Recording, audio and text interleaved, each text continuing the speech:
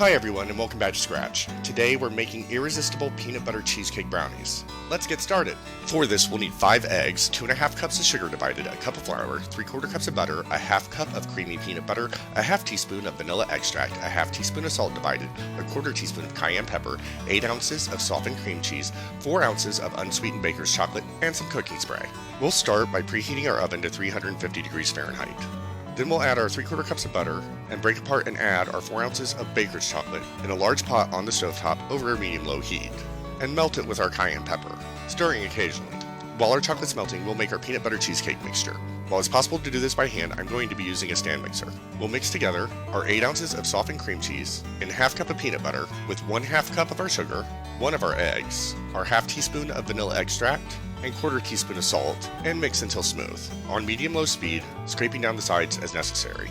Once our chocolate's finished melting, we'll remove it from the heat and finish up our brownie batter.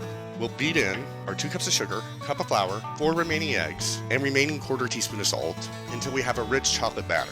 Then we'll spray a 9 by 13 inch cooking pan and pour in our brownie batter and add our peanut butter mixture in dollops. Then we'll swirl our peanut mixture through our brownie batter and bake it in the oven at 350 degrees about 50 minutes or until a toothpick inserted into the center comes out clean. We'll let these cool completely before cutting into squares and serving. If you like this recipe, don't forget to hit the like button and subscribe for more tasty treats like this one.